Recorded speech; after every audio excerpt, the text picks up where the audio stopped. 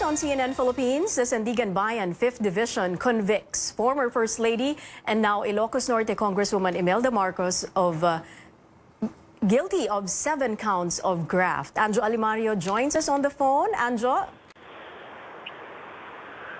That's right, Cherry. The Sandigan Bayan 5th Division finds Ilocos Norte Representative Imelda Marcos guilty in 7 counts of graft. This is in connection, of course, with Imelda of creating private organizations, using that organizations for transferring money to those private organizations while she was still holding various government posts in the government. Now, she's acquitted in 3 counts of graft, but she's still, of course, guilty in 7 counts of graft. Now, the court immediately issues an arrest warrant against Imelda Marcos, and her cash bond is deemed forfeited. Now, you know what, Sherry? The former First Lady was not here. She's not present during the promulgation, so the prosecution moved for the court to read the dispositive portion of the decision, of the court's decision, and the clerk of court read the dispositive part of the decision, again finding Imelda Marcos guilty in 7 counts of graft. This is in connection, of course, with the private organizations she created in Switzerland. That's from the period of 1968 to 1984, while holding various positions. You have when Imelda Marcos was still a Minister of Human Settlement, when she was still a Metro Manila governor, and when she was still a member of the interim Batasang Pabansa. Now, the punishment for Imelda Marcos is imprisonment of 6 years to 1 month, up to a maximum of 11 years for each count. So we have 7 counts with those penalties meted by the court. And the court again issues an arrest warrant against Imelda Marcos, Cherry. So let's just make it clear, Anjo, with this conviction, can she post bail? We understand there's a directive or ruling from the court, Cherry, that her previous cash bond, that's why she was allowed to go out, is deemed forfeited. So again, there's already an immediate arrest order coming from the court that needs to be implemented, that Imelda needs to be arrested as soon as possible, Cherry. Okay, and in the decision, who signed the decision and how many judges were there? We're talking, Cherry, of a division of 3 justices. It's chaired by Justice Rafael Lagos with Associate Justices Maria Teresa Mendoza Arcega and Mary Ann Corpus Maniala. Actually, it's usually the usual process of promulgating a decision that the accused is usually present, right, and the entire decision is read. But in this case, Imelda Marcos was not present, but still the prosecution asked the court to read at least the dispositive part of the decision, and that's what the court sheriff did, reading the entire dispositive portion of the decision. And of course, the prosecution also asked for the immediate arrest, for the issuance of an arrest order against Imelda Marcos, and that's what the court granted. The court immediately granted that. They said that the cash bond is deemed forfeited. And actually, Cherry, the court is also asking Imelda Marcos to explain why she's not around when the promulgation of her decision took place. So she's given 30 days to explain on top of the arrest order issued against her, Cherry. Do we know any details on where the former First Lady and currently Ilocos Norte Representative Imelda Marcos is right now? Her daughter, Amy, is in the event of the presidential daughter and Davao Mayor Sara Duterte right now for supposedly an oath-taking. But do we know where Mrs. Imelda Marcos is right now, or Congresswoman Imelda Marcos? Well, unfortunately, Cherry, we don't have any information as to the whereabouts of Imelda Marcos. Even the court, during the actual promulgation of the decision, there's no representative, not even a lawyer from Imelda Marcos. The prosecution from the ombudsman was present during the promulgation. So the court also actually called the case. The first time that it was called, again, there was no representative from Imelda, and then after all the cases were called, other cases aside from Imelda's case, were called. Again, her case was again called by the court, and again, still no representative from Imelda Marcos. So you have that situation here in Sandigan Bayan, Cherry. So the prosecution, as you said, Anjo, asked right away for the warrant of arrest for Mrs. Marcos, and this was granted, as you said. So can we confirm that the arrest warrant is now an active arrest warrant granted by the Sandigan Bayan? That's right. That's right, Cherry. That's the verbal order of Justice Lagos being the presiding chair of the Justice Division, and the actual order, of course, we have to wait for the actual arrest order, the actual paper to be released, to be issued by the 5th Division for the PNP and for other law enforcement agencies to implement that arrest order, Cherry. Are there any other legal remedies that the Mrs. Marcos' side can avail of after this one? Sure, Cherry. The former First Lady can still file a motion for reconsideration before the same court. If she loses here, she can still elevate that case to the Supreme Court, where, of course, you have the finality of the decision. And, of course, let's just give that background, the backdrop in the Supreme Court, where you have a very controversial case, the burial of course, of her late husband, Ferdinand Marcos, where the Supreme Court granted that a burial of the former President Ferdinand Marcos. But again, it will be a different issue with this graft cases of Imelda Marcos when it reached the Supreme Court, Cherry. Of course, Andrew, it took decades for the Sandigan Bayan. Do we know, or do we have any idea why it took this long for the Sandigan Bayan to decide on the cases of graft? That's right, Cherry. You know what? The pending graft cases for the Sandigan Bayan 6th Division is actually 26 years old. It will turn 27 actually this December. It was filed December 1991. Of course, you have a series of changes in the composition of the court, of course, with the presentation of evidence and testimony given by various witnesses. So it really took a while for the court to finally resolve. Of course, you have pending incidents, pending motions coming from both parties that would actually delay the promulgation or the decision to be released by the Sandigan Bayan. But finally today, it reached that decision after more than 2 decades of being pending here at the Sandigan Bayan, Cherry. Okay, Anjo, we'll give you a breather for now and maybe give you a chance to gather more information, but we'll get back to you later. Thank you very much, Anjo Alimario, reporting live from the Sandigan Bayan on that breaking news. And still related to that news, joining us on the line, we would like to get the reaction of former Commission on Human Rights Chair and Marcos time victim human rights chair Etta Rosales. Magandang umaga po sa inyo, ma'am. Magandang umaga po naman. What can I do for you? I'm reading something good news. Goodness. Yun nga po, tatanungin namin ang inyong reaksyon dito po sa naging desisyon ng Sandigan Bayan. Kasi lately lang, nagkaroon din ng desisyon ng Korte Suprema on the other side naman. Kabila naman po ang kanilang naging desisyon. Yun na nga eh. Pero alam mo, ang ganda. I can't believe it, you know. It's Sandigan Bayan. Representative in years. Hello, ma'am? Office.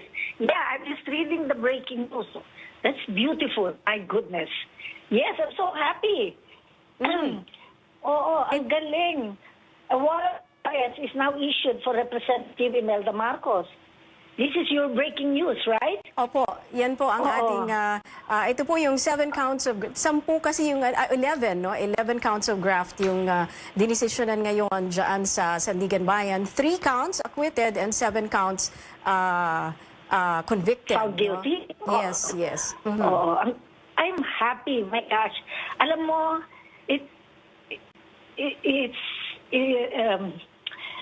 I'm a bit,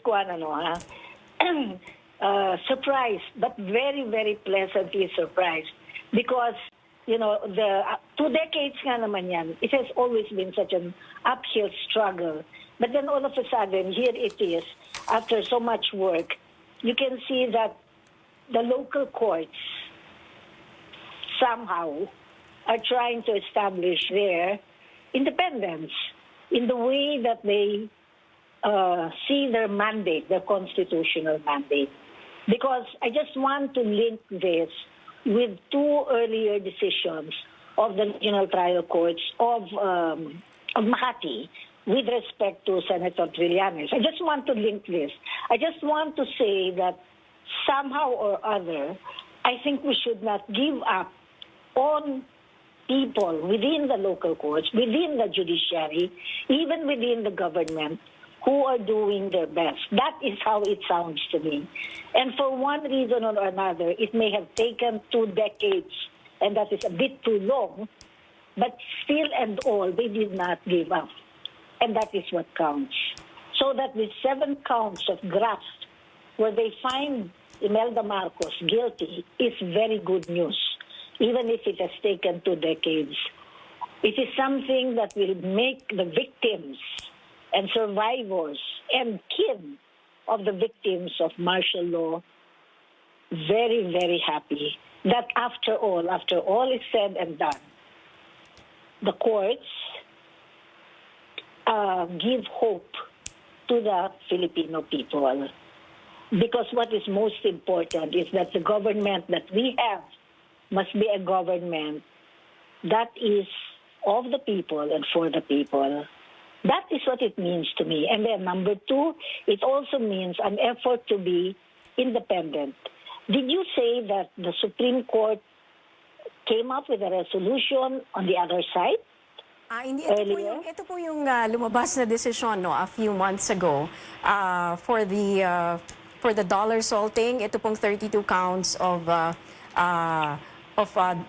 dollar salting na inacquit ang si Ginang Marcos, kasama po si Ginoong the late Roberto Benedicto and Hector Rivera. Yung pong earlier na naging desisyon ng Korte Suprema where they were acquitted. So ngayon naman po dito sa Sandigan Bayan, ang lumabas ay conviction on 7 counts and 3 acquittals. Yes. And you know what, I remember the earlier one now, no? And then Imelda Marcos, of course, said, see, after all is said and done, eto naman ang totoo, o di lumalabas na. Of course, pinag-uusapan yan. But right now, I think that what is important is for the people to be informed of these graft cases and why Sandigan Bayan found Imelda Marcos guilty. Because only an informed and empowered citizenry can help push government to keep to its yung landas na maayos na landas. Ito pong we still have to refresh, our full memory on all these counts of graft that were specifically filed dito sa Sandigan Bayan for these cases where she was acquitted and convicted, no? Although mas marami nga yung conviction and a warrant of arrest has already been issued by that same court, by the Sandigan Bayan just this morning. Pero ito pong kasong ito, Professor Eta, ay nung panahon nung humawak siya ng mga government positions, no, as Minister of Human Settlement, no, yung kanyang pag-siphon umano ng ilang mga pondo. There's also allegations, no, on the Marcos family and of course kay Senador Enrile din na they are trying to go back to history. May mga nagsasabi nga they're trying to define or change the history daw by their own stories, no? You were of course very much active during those times. What do you want people to remember during those times when these cases were supposedly happened, no? These cases of graft. What I want the people to remember is to understand that the graft that were actually taking place, no? Actually, it was plunder. You put them all together. All these graft cases can be summed up in the plunder case that was filed against Imelda Marcos and the cronies, no? The cronies of Marcos. The people must understand what this is all about, because this is money that is stolen from government coffers.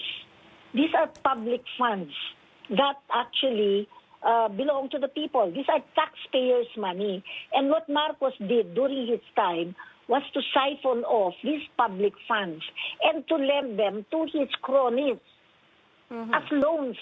Ganon yung nangyari. He would get loans and then give them to private entities, which were his cronies, and make them and give them the character of public loans. Kaya ito yung tinatawag na behest loans. Kasi mga cronies, di ba? Mga cronies niya ito na humihiram, pero ang gobyerno ang nagiging accountable. Ang gobyerno ang siyang nagbabayad. But these are taxpayers' money. And that is where the graft and corruption takes place. Talagang unbridled graft and corruption during the time of Marcos because he was such a dictator. And now to say that, kahit pa paano the local case of the Sandigan Bayan did its homework. May have taken 20 years. No, medyo matagal na. Marami nang namatay since then. Pero kahit pa paano, nagpatuloy siya. This is important because this is evidence. What is important is evidence to provide the basis of truth with respect to history. Right now, historical revisionism is being engaged in by the Marcoses and their cohorts because they want to clean the slate of Marcos. They want him to be a great hero and so on. Manifested by insisting on his burial in Libingan, which Duterte happily did because he adores Marcos. So para sa inyo, ma'am, may timing din ito, no? When people supposedly, as you said, are trying to change history, may timing din ito na merong ganitong desisyon. Ang sinasabi ninyo parang na ibibigay din yung kabilang side of what they're supposedly saying, no? Oo. Yun. Bakit? At bakit na ibibigay yun? Kasi dapat meron din tayong tiwala sa humanity, sa Filipino people. There are Filipinos, di ba? Oo, inside government. There are Filipinos inside Sandigan Bayan, inside the local courts, even in the legislature, etc. That mean well, that love their country, and that are for truth and justice and democracy. That's also a very good message. Thank you so much. And if you have anything else to add, we will let you go now, Ma'am Etta. Your parting message? My message is also to the Filipino people, huwag tayong bibitiw, huwag tayong mawawalan ng pag-asa. Ang pag-asa nasa sa taong bayan. Kaya kinakailangan magpatuloy tayo at magkaisa yung naniniwala sa katotohanan upang makuha natin ang katarungan para sa ating bayan. Thank you very much. Marami pong salamat, former Commission on Human Rights Chair Etta Rosales. We're trying to reach out to the camp of Congresswoman Imelda Marcos. We now go to our correspondent Trisha Terada. She is at an event where Amy Marcos is in attendance. Trisha, do you think Representative Amy Marcos is already aware of the decision of the Sandigan Bayan? Well, Sherry, to be honest, at least for now, we can't really say if she already knows about the decision of the Sandigan Bayan. But right now, we can see that she is on her phone, coding something on her phone. We just don't know yet if she received information about it anymore. But a few minutes ago, she gave a speech here at the Pledge of Alliance with hopeful ng pagbabago at Trinity University. And she's been talking about the legacy that she's been doing in the government from the time that she started doing public service as a kabataan barangay. And she's also asking everyone for the support for a solid North, for a solid Davao, and for a solid for hopeful na pagbabago. But right now, we're seeing her talking to her former Senator Jinggoy Estrada and former TV reporter Jinggoy Maika. We saw her last earlier, just a few minutes after the promulgation decision came out. But we do not really know yet if she already has the information. But things are going normal for Imelda Marcos right now as we're seeing her on stage. Jerry? Okay, thank you very much for that update, Trisha Tirada, who's currently in an event in Quezon City. It's a Hugpong ng Pagbabago event, which is a party being led by Davao City Mayor and Presidential daughter Sara Duterte. She's still going to try to get a reaction from Imelda Marcos regarding our breaking news this morning, the conviction of Imelda Marcos from the Sandigan Court on 7 counts of graft. She was acquitted on 3 counts of graft, but a warrant of arrest has already been ordered by the court. We are being told by our justice correspondent Anjo Alimario that Mrs. Marcos's side can still file for a motion for reconsideration, but as he said, the court has already granted a warrant of arrest. Mrs. Marcos was not present during the promulgation of the decision. And the court, Sandigan Bayan, was also questioning the whereabouts of Mrs. Marcos. We'll try to get more details on this breaking news. Catch this story and more on Newsroom Ngayon at 10 o'clock in the morning. I'm Cherry Mercado. Stay tuned to CNN Philippines.